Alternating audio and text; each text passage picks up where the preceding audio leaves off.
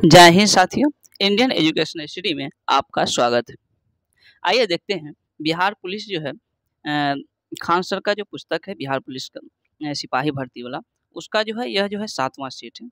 इससे पहले 6 सेट का हमने जो है डिस्कस कर चुके हैं। अगर आप नहीं देखे हैं तो प्लेलिस्ट में जाकर देख सकते हैं। तो आइए दोस्तों चलते हैं। यह जो है 7वां सेट है। कौन सा सेट? तो 7वां सेट। आइए देखते हैं। पहला क्वेश्चन है कि निम्न में से कौन जो है सिंधु घाटी सभ्यता का एक बंदरगाह था। तो सिंधु घाटी सभ्यता का एक बंदरगाह जो है नगर कौन सा था? तो यह जो है लोथल था। यानी कि इसका जो है दोस्तों सी जो है बिल्कुल सही आंसर हो जाएगा। लोथल जो कि गुजरात में स्थित है। तो लोथल कहाँ? तो गुजरात में स्थित है। लोथल को मिनी हड़प्पा के नाम से भी जाना जाता है। तो एक क्वेश्चन पूछा जा सकता है कि मिनी हड़प्पा के नाम से किस नगर को कहा जाता है? तो यह जो है लोथल हो जाएगा, जो एक बंदरगाह नहर है। और इसकी खुदाई की अगर हम बात करें दोस्तों तो सर्वप्रथम SR राव के द्वारा 1954 ईस्वी में किया गया था।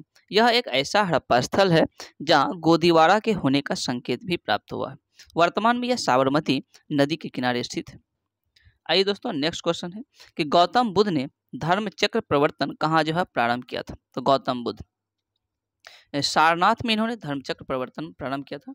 गौतम बुद्ध ने धर्म चक्र प्रवर्तन सारनाथ में आरंभ किया था। ज्ञान प्राप्ति के पश्चात भगवान बुद्ध ने अपना प्रथम उपदेश यहीं पर दिया था, सारनाथ में। हालांकि सर्वाधिक उपदेश श्रावस्ती में दिया था। तो सारनाथ में जो दिया सबसे पहली उपदेश, इसे जो है धर्मचक्र प्रवर्तन के नाम दिया गया, जो बौद्ध मत के प्रचार प्रसार का आरंभ था। और बोध गया जान ही रहे, इसको जो है जन्म हुआ था बोध गया में ज्ञान की प्राप्ति हुई थी गौतम बुद्ध को। सर्वाधिक उपदेश श्रावस्ती में और पहली बार उपदेश जो है सारनाथ में दिया था।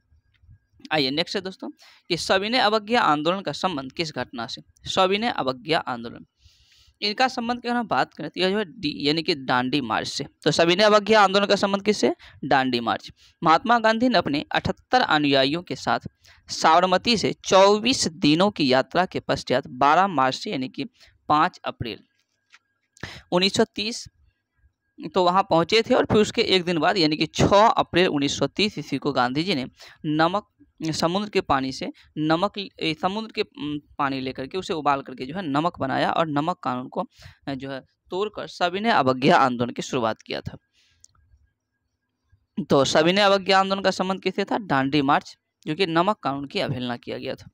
नेक्स्ट है दोस्तों लाला हरदयाल का संबंध किस क्रांतिकारी संगठन से? लाला हरदयाल की अगर हम बात करें दोस्तों तो ये जो गदर पार्टी से हो जाएगा। लाला हरदयाल गदर पार्टी संबंधित थे। गदर पार्टी जिसकी स्थापना 25 जून 1913 ईस्वी को अमेरिका के सैन फ्रांसिस्को में की गई थी। गदर पार्टी, इसके संस्थापक सोहन सिंह भाखना और महासचिव लाला हरदयाल थे। तो गदर पार्टी संस्थापक सोहन सिंह भाखना, महासचिव लाला हरदयाल, और इसकी स्थापना 25 जून 1913 ईस्वी में कहा? तो अमेरिका के सैन फ्रांसिस्को नगर में किया गया था। नेक्स्ट दोस्तों, जब भारत को अपनी आज़ादी मिली तब भारतीय राष्ट्रीय कांग्रेस के अध्यक्ष कौन थे? तो भारतीय राष्ट्रीय कांग्रेस के जो अध्यक्ष थे आज़ादी के समय JB कृपलानी थे। जब भारत को अपनी आज़ादी मिली तब जो है भारतीय राष्ट्रीय कांग्रेस के अध्यक्ष जो है आचार्य JB कृपलानी थे। कृपलानी भारत के स्वतंत्रता संग्राम के सेनानी, गांधीवादी, समाजवादी, पर्यावरणविद तथा राजनेता थे। आचार्य कृपलानी का पूरा नाम की अगर हम बात करें दोस्तों तो जीवट राम भगवान दास कृपलानी थे, जिसको JB कृपलानी शॉर्ट में से कहते हैं। और इन्हीं के सम्मान में आचार्य कृपलानी से कहा जाता है। भारतीय राष्ट्रीय कांग्रेस की बात करें दोस्तों तो यह जो है 1885 ईस्वी में A.O. ह्यूम के द्वारा स्थापना किया गया था। और इसके प्रथम अध्यक्ष जो है ईसाई अध्यक्ष थे, जो कि भारतीय राष्ट्रीय कांग्रेस के प्रथम अध्यक्ष की हम बात करें तो BMS चंद्रजी। और प्रथम अध्यक्ष के साथ साथ भारतीय राष्ट्रीय कांग्रेस के प्रथम ईसाई अध्यक्ष भी थे कौन? तो BMS चंद्र बनर्जी। उसके बाद फिर दादा भाई नौरोजी, जो कि 1886 ईस्वी में द्वितीय कांग्रेस के अधिवेशन की अध्यक्षता किए थे और वह प्रथम पारसी अध्यक्ष थे। तीसरे कांग्रेस के अध्यक्ष की हम बात करें दोस्तों, तीसरे कांग्रेस के अध्यक्ष तो बदरुद्दीन तैयब जी, जो कि प्रथम मुस्लिम अध्यक्ष थे। और चौथे कांग्रेस के अध्यक्ष जॉर्ज यूले, जो कि प्रथम अंग्रेज अध्यक्ष थे। तो इतना एडिशनल फैक्ट आप याद रखें। नेक्स्ट है दोस्तों, ब्रिटिश सम्राट के अधीन नियुक्त भारत के प्रथम वायसराय कौन थे? तो ब्रिटिश सम्राट के अधीन जो प्रथम वायसराय की अगर हम बात करें तो लॉर्ड कैनिंग हो जाएगा। क्योंकि 1857 की क्रांति के पश्चात जो है गवर्नमेंट ऑफ इंडिया एक्ट 1858 पास होता है और उसके तहत भारत के जो गवर्नर जनरल था इसके पद का नाम जो है वायसराय कर दिया गया। इस प्रकार लॉर्ड कैनिंग भारत के अंतिम गवर्नर जनरल तथा भारत के प्रथम वायसराय बने और इसका कार्यकाल 1856 से लेकर 1862 ईस्वी तक रहा। तो ये भी आप एडिशनल फैक्ट में याद करके रखेंगे। नेक्स्ट है दोस्तों, चिपको आंदोलन का आरंभ कहाँ से हुआ था? यह उत्तराखंड से हुआ था। तो इसका जो है डी बिल्कुल सही हो जाएगा। यह भारत के उत्तराखंड राज्य में किसानों ने यानी कि यह जो है भारत के उत्तराखंड राज्यों में किसानों ने वृक्षों की कटाई का विरोध करने के लिए किया था। यह आंदोलन तत्कालीन उत्तर प्रदेश के चमोली जिला में सन 1973 ईस्वी में प्रारंभ हुआ था। एक दशक के अंदर यह पूरे उत्तराखंड में फैल गया और चिपको आंदोलन की मुख्य बातें यह थी कि इसमें स्त्रियों ने भारी संख्या में भाग लिया था।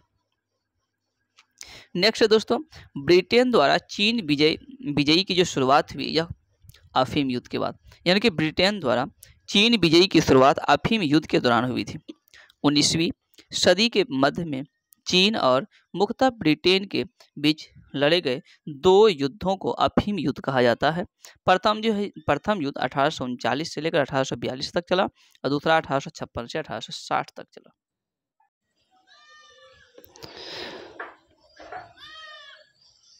नेक्स्ट है, इंग्लैंड में किस वर्ष में ग्लोरियस रेवोल्यूशन यानी कि गौरवशाली क्रांति हुई थी? गौरवशाली क्रांति इंग्लैंड में 1688 ईस्वी में हुआ दोस्तों। तो इंग्लैंड में वर्ष 1688 ईस्वी में यानी कि गौरवशाली क्रांति, इसको ग्लोरियस रिवॉल्यूशन या गौरवशाली क्रांति कहा जाता है, हुई थी। गौरवशाली क्रांति इंग्लैंड में हुई थी। यह एक धार्मिक राजनीतिक क्रांति थी। इस क्रांति के बाद विलियम तृतीय और मैरी तृतीय को द्वितीय शासक के रूप में राजा और रानी बनाया गया था। इसके भागीदारी इंग्लैंड, वेल्स, आयरिश, स्कॉटिश समाज और डच सेना थी।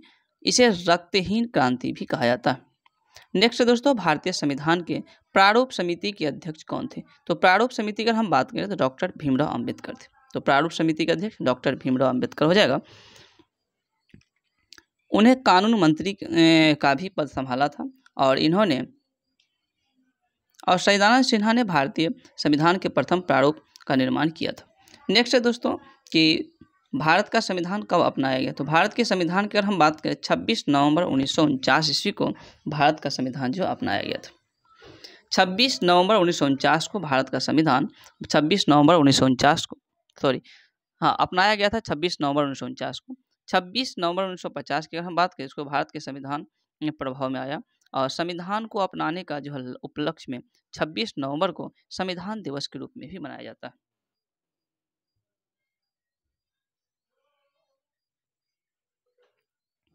संविधान बनने की अगर हम बात करें दोस्तों 2 वर्ष 11 माह और 18 दिन कुल लग गया और 26 नवंबर 1949 को यह संविधान पूर्ण रूप से बनकर तैयार हुआ और लागू जो है 26 जनवरी 1950 को हुआ, 26 जनवरी यानी कि गणतंत्र दिवस मनाते हैं उसके उपलक्ष्य में। नेक्स्ट है दोस्तों, समवर्ती सूची के अंतर्गत निम्न में से कौन सा विषय है? समवर्ती सूची ट्रेड यूनियन, यह जो है समवर्ती सूची के अंतर्गत विषय। समवर्ती सूची अथवा तीसरी सूची भारत के संविधान के 7वीं अनुसूची में दिया गया जिसमें 52 कुल विषय। इसमें राज्य सरकार और केंद्र सरकारों के अधिकारों को वर्णित किया गया। 7वीं अनुसूची को 3 भागों में बांटा गया, संघ सूची, राज्य सूची और समवर्ती सूची, जिसमें संघ सूची पर कानून बनाने का जो अधिकार संघ सरकार को है, राज्य सूची पर राज्य सरकार बनाएगी और समवर्ती सूची पर केंद्र सरकार और राज्य सरकार दोनों मिलकर कानून बनाते हैं। लेकिन किसी भी प्रकार के विवाद की अगर बात हो तो विवाद होने पर संघ सरकार द्वारा बनाया गया कानून ही मान्य होंगे। नेक्स्ट है दोस्तों, भाषण और अभिव्यक्ति की स्वतंत्रता जो है शामिल किसमें नहीं है? तो यह जगह सरकारी गतिविधि के बारे में जानने का अधिकार जो है, इसका सी जो है बिल्कुल सही होगा कि भाषण और अभिव्यक्ति की स्वतंत्रता में शामिल कौन सा है? तो यह हड़ताल करने की स्वतंत्रता का अधिकार है, मौन रहने का और प्रेस की स्वतंत्रता, ये सब है। हालांकि सरकारी गतिविधि के बारे में जानने का अधिकार ये जो है इसके अंतर्गत नहीं आता। संविधान के अनुच्छेद 19 में भाषण और अभिव्यक्ति की स्वतंत्रता का अधिकार दे रखा है। इसमें कुल 6 अधिकार जो है दिए गए। भारतीय नागरिकों के मूल अधिकार, समानता का अधिकार, स्वतंत्रता का अधिकार और शोषण के विरुद्ध अधिकार धार्मिक स्वतंत्रता के अधिकार, सांस्कृतिक और शिक्षा संबंधी अधिकार तथा संवैधानिक उपचार के अधिकार।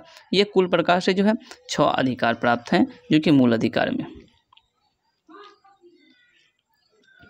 नेक्स्ट दोस्तों, भारत के राष्ट्रपति का चुनाव कैसे होता है? तो भारत के राष्ट्रपति के चुनाव की अगर हम बात करें, ये जो प्रत्येक 5 वर्ष पर होता है। भारत के राष्ट्रपति का चुनाव 5 सालों बाद होता है, 5 साल पर होता है।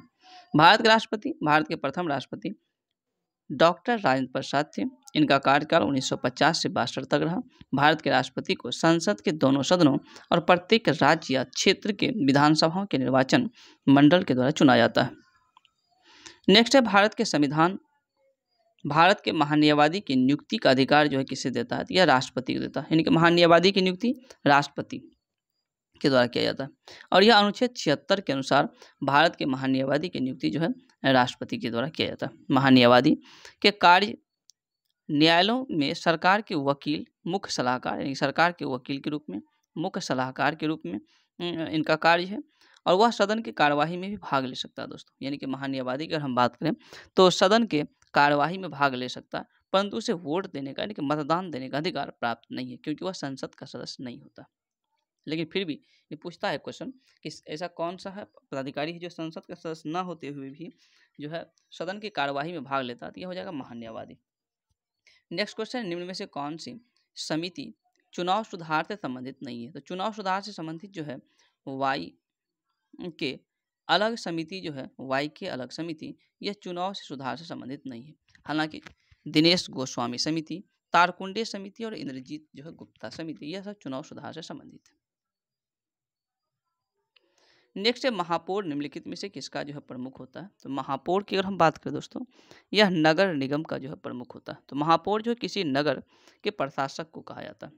कई बार महापौर का चुनाव उस नगर में रहने वाले लोगों के द्वारा किया जाता है और अन्य कई बार यह निर्णय केंद्रीय सरकार द्वारा लिया जाता है कि नगर निगम का महापौर कौन होगा।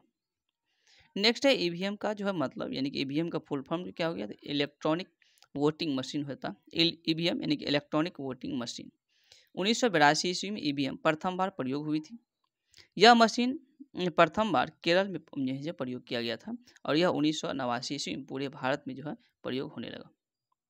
नेक्स्ट है दोस्तों, केंद्र सरकार में वर्तमान महिला और बाल विकास मंत्री कौन है? तो यह हो जाएगा स्मृति ईरानी। स्मृति ईरानी जो कि 2016 ईस्वी में केंद्र में महिला और बाल विकास मंत्री मेनका गांधी थी, वर्तमान में जो है स्मृति ईरानी है। नेक्स्ट है दोस्तों, निम्न में से किसकी हमारे जो है सौर मंडल के एक ग्रह के रूप में गणना नहीं किया है? ग्रह के रूप में प्लूटो को गणना नहीं किया था क्योंकि इसको 2006 में ही जो है ग्रहों की श्रेणी से हटा दिया गया। वर्तमान में ग्रह की संख्या अगर हम बात करें दोस्तों तो कुल 8 जो है वर्तमान में ग्रह है। नेक्स्ट है भूमध्य रेखा निम्न में से किस देश से होकर गुजरती है? भूमध्य रेखा केन्या। भूमध्य रेखा की अगर हम बात करें तो भूमध्य रेखा प्रशांत महासागर, अटलांटिक महासागर, हिंद महासागर से होकर गुजरती है। भूमध्य जो है रेखा कुल 13 देशों से होकर गुजरती है। इक्वाडोर, कोलंबिया, ब्राजील, साओ जो है टोम और प्रिंसिप, कांगो गणराज्य, कांगो का लोकतांत्रिक गणराज्य, युगांडा, केन्या, सोमालिया, मालदीव और इंडोनेशिया तथा जो है किरिबाती, ये जो है कुल 13 देश हैं जिनसे होकर भूमध्य रेखा गुजरती है।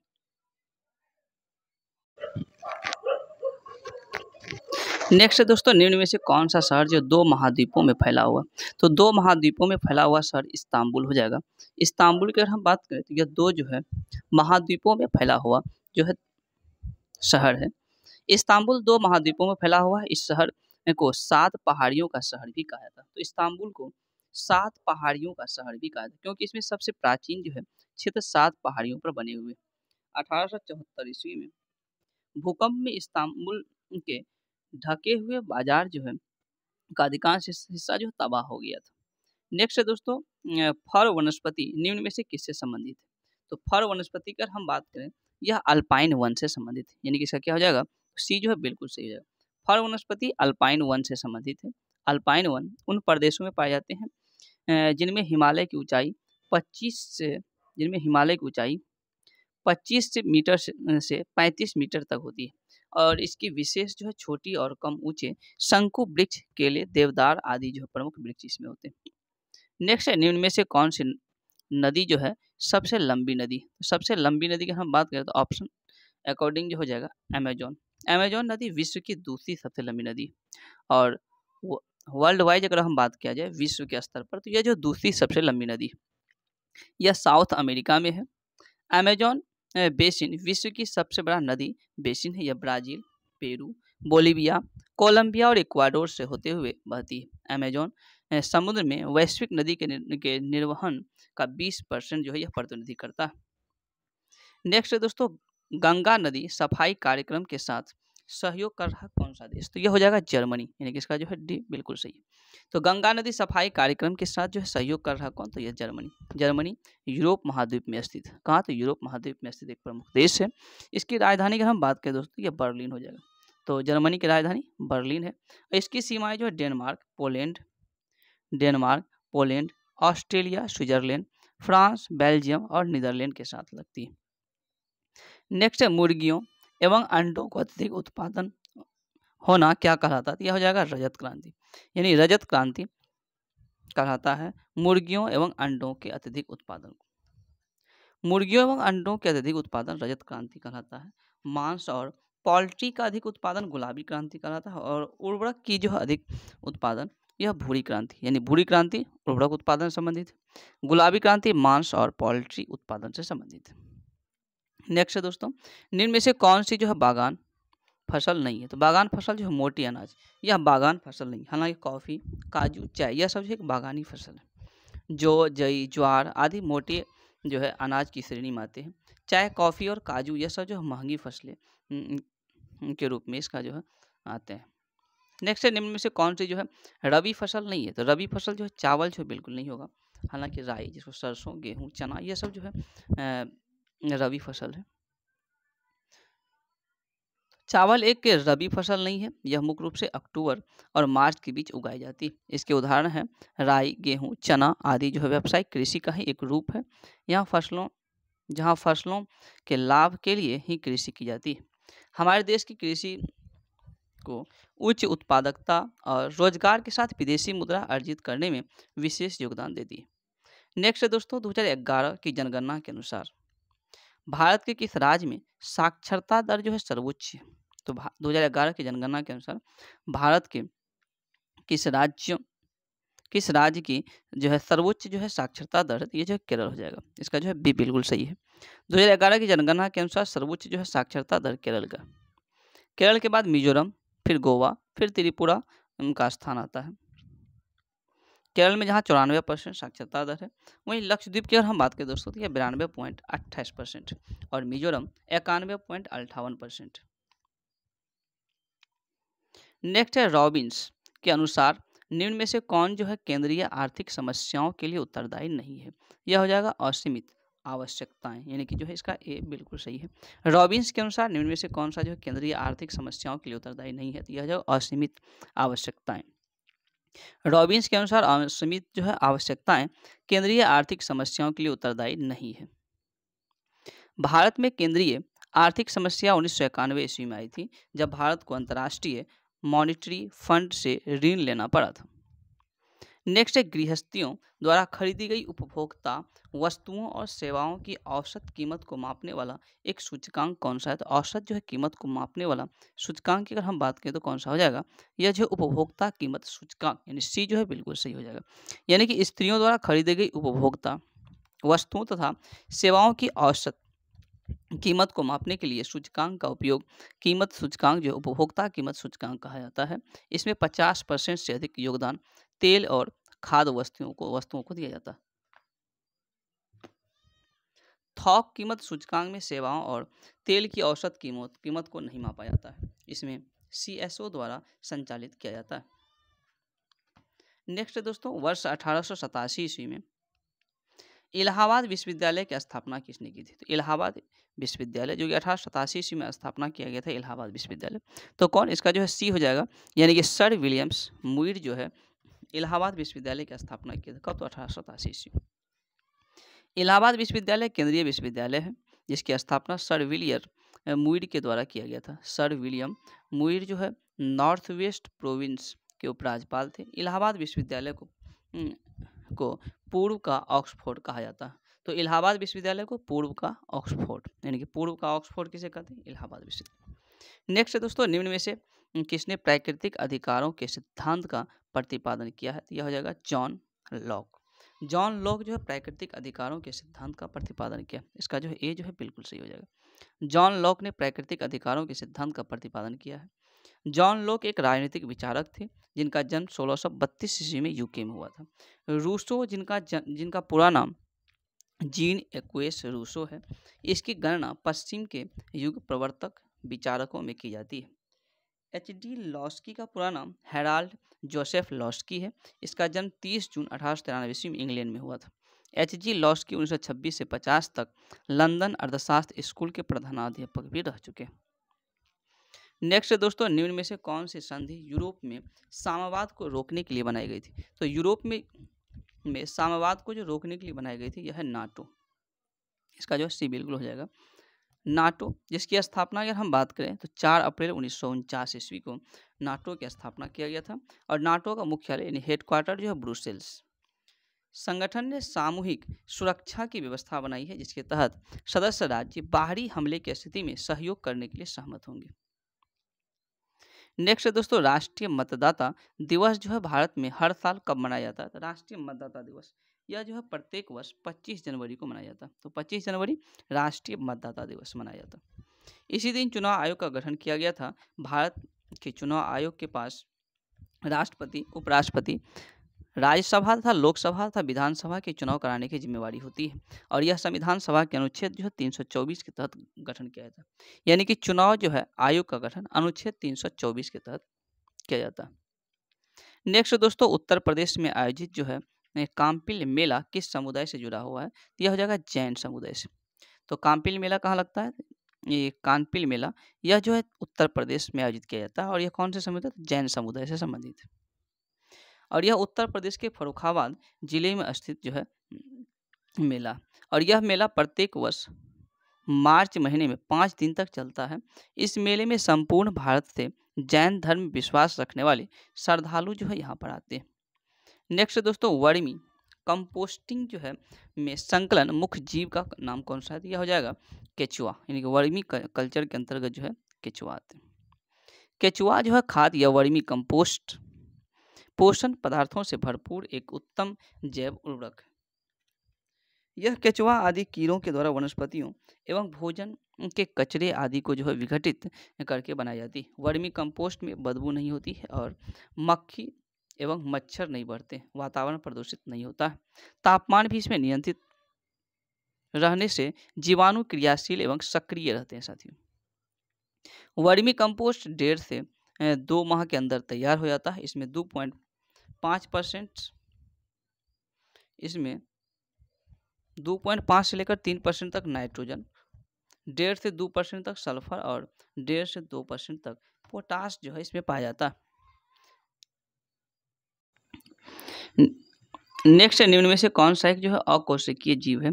तो अकोशिकीय जीव जो है विषाणु हो जाएगा। इसका बी जो है बिल्कुल सही हो जाएगा। यानी कि जीव शब्द जीव विज्ञान में सभी जो है जीवन सन्निहित प्राणियों के लिए प्रयुक्त होता है, जैसे कि कशेरुक, जंतु, कीट, पादप अथवा जीवाणु। एक जीव में एक या एक से अधिक कोशिकाएं होती है। जिसमें एक कोशिका पाई जाती है उसे एक कोशिकीय जीव कहते हैं और एक से अधिक कोशिका इसे पाई जाती है उसमें बहुकोशिकीय उसे जीव कहा जाता है। नेक्स्ट है मनुष्य के मूत्र में कौन सा एसिड पाया जाता है? तो यह हो जाएगा यूरिक एसिड। तो मनुष्य के मूत्र में यूरिक एसिड पाया जाता है। इसके अलावा मैलिक एसिड सेब में पाया जाता है। लैक्टिक एसिड दही या दूध में पाया जाता है। हालांकि टैनिक एसिड यह चाय में पाया जाता है। तो टैनिक एसिड चाय में। नेक्स्ट है सबसे बड़ी धमनी किस नाम से जानी जाती है? तो सबसे बड़ी धमनी की अगर हम बात करें यह महाधमनी यानी कि एओर्टा के नाम से जाना जाता है। तो महाधमनी जो है शरीर की सबसे बड़ी और मुख्य धमनी जो हृदय के बाएं नीले से आरंभ होती है, जिसमें से ऑक्सीजन मिश्रित रक्त सारे शरीर के ऊतक में ऑक्सीजन का संचालन करता है। नेक्स्ट है पुनर्जनन को घाव भरने की प्रक्रिया, यानी कि पुनर्जनन को घाव भरने की प्रक्रिया के दौरान किस तरह की से परिभाषित किया जाता है? यह हो जाएगा समान कोशिकाओं के द्वारा नाश हो चुकी कोशिकाओं का प्रतिस्थापन, यानी कि इसका जो है सी बिल्कुल सही हो जाएगा। त्वचा के घाव के बंद होने के उत्थान या मरम्मत के द्वारा महसूस किया जा सकता है, जबकि उत्थान ऊतक के विशिष्ट प्रतिस्थापन का वर्णन करता है, अर्थात सतही जो है एपिडर्मिस श्लेष्मा या भ्रूण की त्वचा की मरम्मत जो है चिकित्सा के एक अनिर्दिष्ट रूप को प्रदर्शित करता है। इसमें फाइब्रोसिस या और निशान का जो है गठन से घाव भर जाता है। नेक्स्ट है दोस्तों वंशागति का क्रोमोसोमवाद का सिद्धांत किसने प्रस्तुत किया था? यह सटन एवं बोवेरी ने प्रस्तुत किया था। तो कौन? सटन एवं बोवेरी। सटन और बोवेरी जो गुणसूत्र सिद्धांत अनुवांशिकी का एक मूलभूत एकीकृत सिद्धांत है, जो गुणसूत्र को अनुवांशिकी सामग्री के वाहक के रूप में पहचानता है। यह सही ढंग से मेंडल के नियमों द्वारा आवश्यक युग्मित कणों के साथ गुणसूत्र की पहचान करके मेंडल के वनस्पति के नियमों के अंतर्निहित तंत्र की व्याख्या करता है। नेक्स्ट दोस्तों, निम्न में से कौन सी दवा एक पीड़ाहारी है? तो यह हो जाएगा नॉवल जीन। नॉवल जीन जो हमें पैरासीटामोल और कैफीन का संयोजन होता है। यह एक दर्द निवारक दवा है। इसका उपयोग विभिन्न प्रकार के दर्द जैसे कि सिर दर्द, माइग्रेन, दांत दर्द के इलाज आदि में किया जाता है।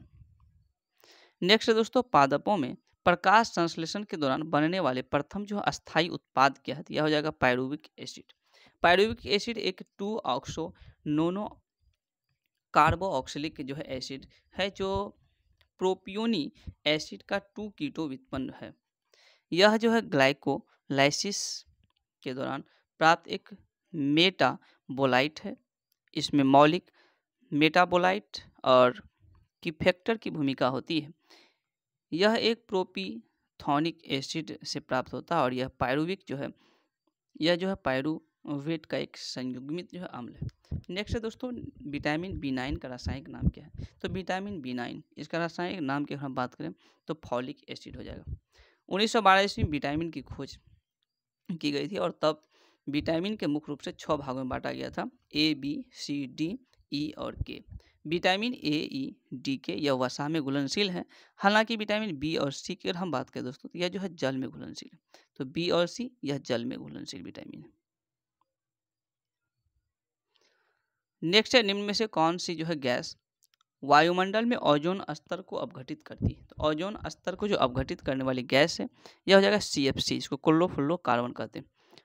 ओजोन परत को क्लोरोफ्लोरोकार्बन नामक गैस के उत्सर्जन से हानि होती है। क्लोरोफ्लोरोकार्बन मुख्य रूप से AC और रेफ्रिजरेटर से निकलती है। तो किससे? तो यह AC और रेफ्रिजरेटर से निकलती है। वायुमंडल के समताप मंडल में ओजोन परत पाई जाती है और यह सूर्य से आने वाली पराबैंगनी किरणों को अवशोषित करके पृथ्वी की जो है रक्षा करती है। इस कारण से पृथ्वी का सुरक्षा जो है कवच भी कहा जाता है। नेक्स्ट है, निम्न में से कौन सा जो है मूल मात्रक नहीं है? तो मूल मात्रक जो ओम जो है एक मूल मात्रक नहीं है।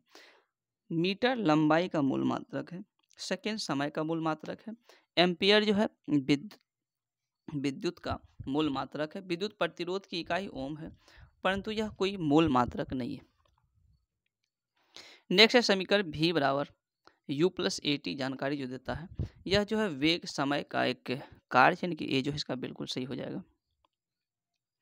नेक्स्ट है बल का जो है बीमा समीकरण क्या है? तो बल का बीमा समीकरण F बराबर mL/T−2 हो जाएगा, यानी बल बराबर द्रव्यमान गुना त्वरण। तो बल बराबर क्या होता है? द्रव्यमान गुना त्वरण। द्रव्यमान का बीमा सूत्र जो है m होता है और त्वरण का जो है बीमा सूत्र L यानी कि T² हो जाएगा। इसलिए बल का बीमा सूत्र mL/T²,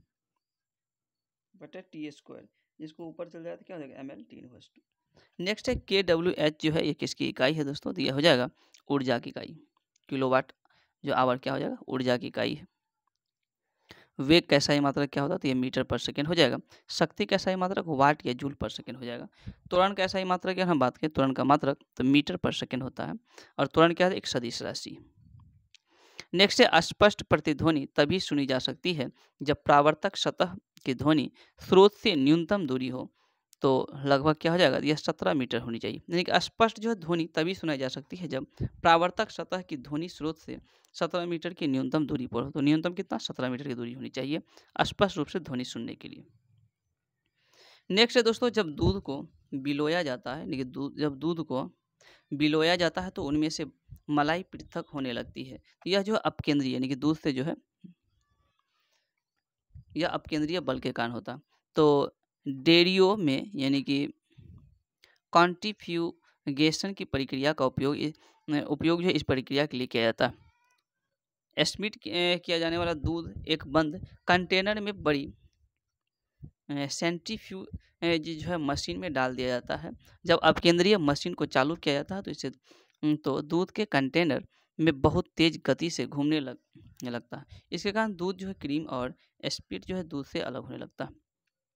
नेक्स्ट दोस्तों, जल का हिमांक बिंदु कितना होता है? यह जो है जल का हिमांक यानी कि 4 डिग्री पर वह तापमान जिस पर कोई द्रव ठोस अथवा बर्फ में बदलना शुरू हो जाता है तो उसे जल का हिमांक कहते हैं। और जल का हिमांक जो है 0 डिग्री सेल्सियस होता है। नेक्स्ट है श्वेत प्रकाश की एक किरण कांच के प्रिज्म में आपतित होती है। तो वह जो प्रकाश वर्ण जो कांच के प्रिज्म से गुजरने पर अधिकतम विचलन होगा वह क्या होगा? तो अधिकतम जो विचलन बैगनी रंग का होता है। यानी कि कांच से अगर हम किसी भी श्वेत प्रकाश गुजारते हैं तो यह कुल 7 रंगों में विभक्त हो जाता है। कितने रंगों में? तो 7 रंगों में जो है विभक्त हो जाता है, जिसमें सबसे नीचा बैगनी होगा और सबसे ऊपर जो है लाल। तो इसका जो क्रम जो है दिया हुआ है, जैसे सबसे नीचा बैगनी, उसके बाद इंडिगो, फिर नीला, हरा, पीला, संतरी और लाल। तो ये जो है कुल रंगों का क्रम है। इन 7 रंगों में सबसे अधिक जो है आवृत्ति जो है बैगनी रंग का होता है और सबसे कम आवृत्ति लाल रंग का। हालांकि तरंगदैर्घ्य की अगर हम बात करें तो लाल रंग का तरंगदैर्घ्य सबसे अधिक और सबसे कम तरंगदैर्घ्य बैगनी रंग का हो जाएगा। नेक्स्ट है विद्युत धारा का परिमाण जो है मापने के लिए प्रयुक्त जो है क्या है? तो यह जो विद्युत धारा के परिमाण को मापने के लिए आमीटर का प्रयोग किया जाता है। धारा मापने के यंत्र को आमीटर कहते हैं। इससे बने पैमाना एम्पियर से दर्शाया जाता है। प्रत्यावर्ती यथार्थ धारा कहलाता है। नेक्स्ट है गैस जो मौसमीय परिवर्तनों को प्रभावित नहीं करता है वह क्या है? तो वह हो जाएगा जलवाष्प। क्या होगा? जलवाष्प। डी बिल्कुल सही है। तो जल जो है पृथ्वी पर कई अलग अलग रूपों में मिलता है। आसमान में जल वाष्प और बादल के रूप में, समुद्र में समुद्री जल और कभी कभी हिमशैल, पहाड़ों, नदियों और तरल के रूप में, भूमि में एक्वीफर के रूप में भी पाया जाता है।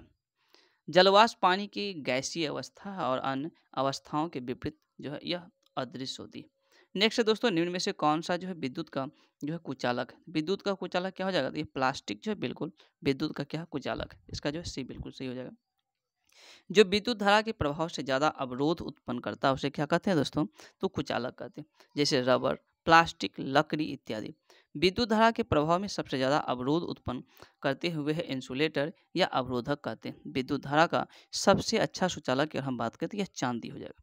नेक्स्ट है बोहर की परिकल्पना के अनुसार स्थिर कक्ष का कोणीय संवेग क्या हो जाएगा? तो यह हो जाएगा NH/2π, यानी कि जो है बी जो है इसका बिल्कुल सही हो जाएगा। नेक्स्ट है चिली सोडा किसका सामान्य नाम है? तो यह हो जाएगा सोडियम नाइट्रेट का, यानी कि ये जो है बिल्कुल सही है। चिली सोडा जो है यह सोडियम नाइट्रेट का एक सामान्य नाम है। सोडियम नाइट्रेट, इसका रासायनिक सोडियम नाइट्रेट क्या है? तो एक रासायनिक यौगिक है जिसका रासायनिक सूत्र होता है NaNO3। इसे चिली साल्टपीटर भी कहा जाता है क्योंकि चिली में इसकी विशाल भंडार है।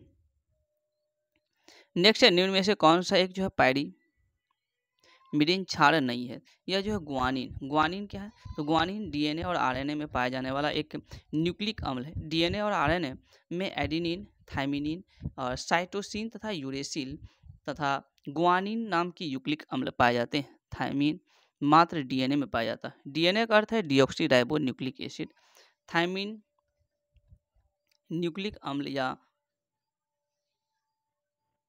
RNA में उपस्थित 4 जो है क्षारकों में से एक है। यह सब मिलकर ATCG बनाते हैं और साइटोसिन DNA और RNA में पाए जाने वाले मुख्य अम्लों में से एक है।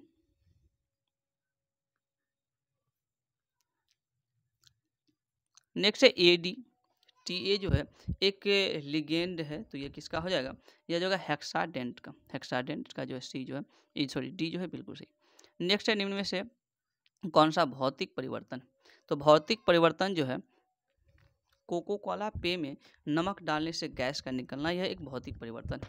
बाद बाकी लकड़ी का जलना, कागज के टुकड़े का जलना, लोहे को जंग लगना, यानी कि लोहा में जब जंग लगता है, यह सब जो है रासायनिक परिवर्तन का एग्जाम्पल है दोस्तों।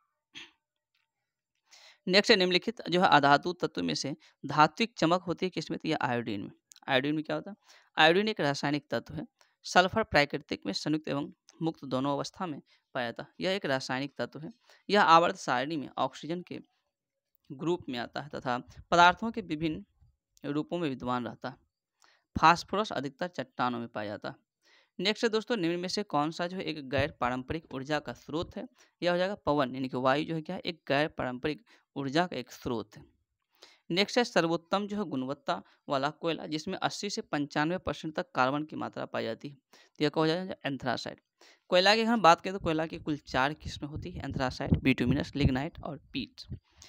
तो कोयले की सबसे अच्छी किस्म जो है एंथ्रासाइट। तो सबसे अच्छी किस्म कौन सी हो जाएगा? एंथ्रासाइट। और एंथ्रासाइट इसमें जो है चमक आधात्विक होती है, इसकी चमक जो है आधात्विक होती है। टूटने पर इनमें नवीन पृष्ठों में एक जो है उत्तल दिखाई देता है, दूसरा अवतल। इसका रंग जो है काला होता है। तो एंथ्रासाइट, उसके बाद जो है स्थान जो है उससे कम का कार्बन होता है बिटुमिनस में, फिर लिग्नाइट और फिर पीट, यानी कि सबसे जो है खराब क्वालिटी का जो है पीट कोयला हो जाएगा। नेक्स्ट है दोस्तों, सामान्यतः जो पुरुष के शरीर का तापमान कितना होता है? यह हो जाएगा 36.9 डिग्री सेल्सियस। तो औसत सामान्य शरीर का तापमान लगभग यानी कि 98.6 डिग्री फ़ारेनहाइट या 37 डिग्री सेल्सियस के रूप में स्वीकार किया गया। कुछ अध्ययनों से पता चला है कि सामान्य शरीर के तापमान का एक विस्तृत श्रृंखला होता है, जो कि 97 यानी कि डिग्री फ़ारेनहाइट से 99 डिग्री फ़ारेनहाइट यानी कि 36.1 डिग्री सेल्सियस से लेकर 37.2 डिग्री सेल्सियस तक, या 100.4 डिग्री फ़ारेनहाइट या 38 डिग्री सेल्सियस तापमान पर सबसे अधिक बार आपको संक्रमण या बीमारी के कारण बुखार होता है। नेक्स्ट है दोस्तों, अपने आप यह काम सीख लूँगा। इस वाक्य में निजवाचक जो सर्वनाम कौन सा है? तो ये जो आप जो है ये क्या है? एक निजवाचक सर्वनाम है। निजवाचक सर्वनाम से अभिप्राय जिसका प्रयोग स्वयं के लिए किया जाता हो, जो स्वयं से संबंधित हो, उसे निजवाचक सर्वनाम कहा जाता है। जैसे खुद, स्वयं ही, अपने आप आदि, यह जो है यह निजवाचक सर्वनाम। मैं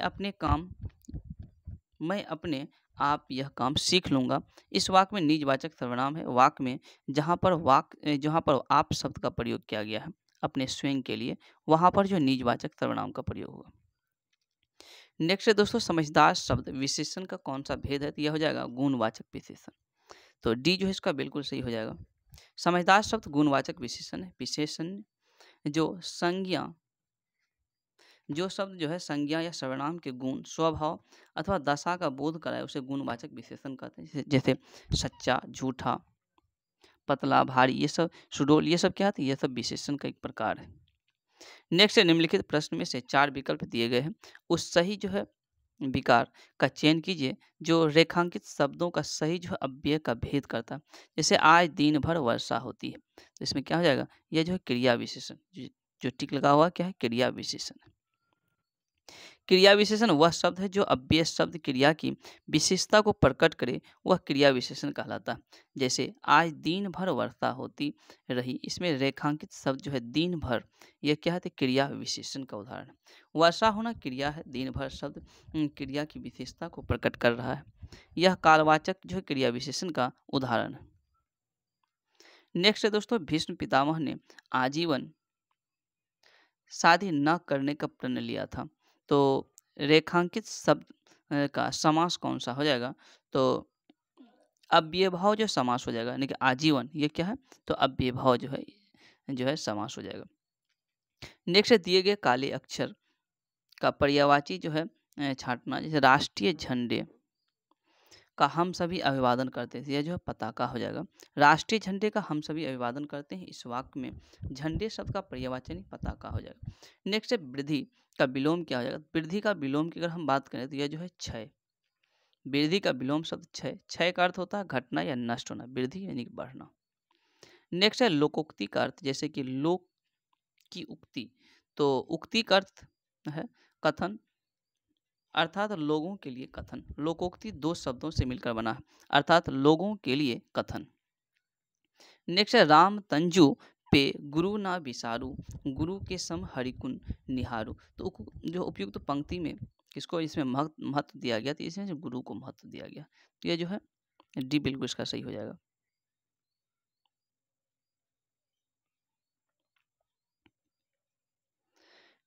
नेक्स्ट है निम्न में से कौन सा जो अन्य वैदिक साहित्य का हिस्सा नहीं है। तो वेदांग जो है वैदिक साहित्य का हिस्सा नहीं है, इसका जो है डी जो है बिल्कुल हो जाएगा वेदांग। हालांकि ब्राह्मण उपनिषद और आरण्य जो है यह वैदिक जो है साहित्य का हिस्सा है। वेदांग जो है वैदिक साहित्य का हिस्सा नहीं है। ब्राह्मण आरण्य उपनिषद ये सभी वैदिक साहित्य का हिस्सा है। वैदिक साहित्य अभिप्राय है जिसमें ब्राह्मण आरण्य उपनिषद शामिल हो। वर्तमान में वैदिक साहित्य ही हिंदू धर्म का प्राचीन स्वरूप पर प्रकाश डालने वाला एक मुख्य स्रोत है। नेक्स्ट है दोस्तों हिंदी शब्दकोश में छ का क्रम किस वर्ण के बाद आता है।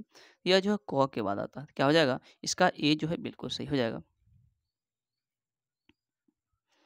नेक्स्ट है fill in the blanks with appropriate article, यानी कि इसमें जो आर्टिकल जो है छांटना है। जैसे the orders of his transfer has been issued by the authority, तो नो एरर। इसमें क्या हो जाएगा, तो ये जो सी जो है इसका सही हो जाएगा, यानी कि हैज की जगह क्या होगा हैव आएगा। ये जो है यहाँ जो है क्या आएगा एच ए भी हैव आ जाएगा। नेक्स्ट है you help me with the house work, तो यहाँ क्या हो जाएगा सी गुड। नेक्स्ट है fill in the blanks with appropriate जो प्रीपोजिशन, यानी कि प्रीपोजिशन इसमें चुनना है। जैसे ही ट्रेवल्स, तो यहाँ क्या हो जाएगा, यहाँ जो है बाय कार, यानी कि बाय के माध्यम से होता है, वह कार के माध्यम से यात्रा करता है। तो यहाँ क्या हो जाएगा बाय, बी जो है बिल्कुल सही हो जाएगा। नेक्स्ट है डैश है it the synonym of Daniel, इसका जो है क्या हो जाएगा रिजेक्शन, यानी कि जो है अस्वीकृत। ए जो है बिल्कुल सही हो जाएगा। नेक्स्ट है एंटोनिम्स, यानी कि उल्टा छांटना है फैबल का, इसका क्या हो जाएगा तो डी, यानी कि रियलिटी। नेक्स्ट है choose the correct option for underline phrase from the word given below, यानी कि इसका जो है फ्रेजल वर्ड चुनना है जिसका अंडरलाइन किया हो, इसका क्या हो जाएगा ए जो है बिल्कुल सही हो जाएगा। और इसका अगर हम बात करें तो इसका जो है सी जो है बिल्कुल सही हो जाएगा। नेक्स्ट है R M is not feeling well he consult a doctor, यहाँ जो है बी, यानी कि क्या शुड होगा he should consult a doctor. Next है फाइंड द करेक्टली स्पेलिंग, इसका जो कौन सही है तो सी नंबर जो है बिल्कुल सही हो जाएगा। और 86 की अगर हम बात करें तो he was a perilous journey across the moments, तो क्या हो जाएगा एक नंबर जो है बिल्कुल सही हो जाएगा। नेक्स्ट रीजनिंग दिया हुआ, जैसे किसी कूट भाषा में प्लस को जो है गुना को प्रस्तुत करता है, माइनस जो है प्लस को प्रस्तुत करता है, और गुना जो है भाग को प्रस्तुत करता है, और भाग जो है माइनस को प्रस्तुत करता है। निम्न में से प्रश्न का उत्तर कौन सा हो जाएगा, तो सबको अगर बदलेंगे तो क्या हो जाएगा 9 आ जाएगा, यानी कि सारा चिन्ह को बदल करके बनाने पर क्या आएगा 9। नेक्स्ट है जिस प्रकार मेढक जो है सांप से संबंधित है उसी प्रकार मेढक का संबंध किससे है, यह हो जाएगा यानी कि मेढक जो है मेढक को सांप खा जाता है, तो मेढक जो है सांप से संबंधित है, तो मेढक क्या हो जाएगा मक्खी हो जाएगा। मेढक किसको मक्खी को खाया जाता है, ये जो है बिल्कुल सही हो जाएगा।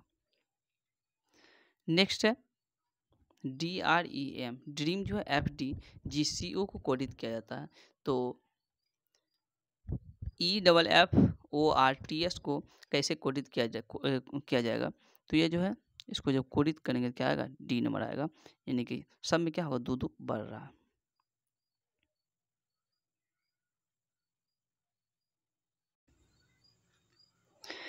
यहाँ दिया हुआ है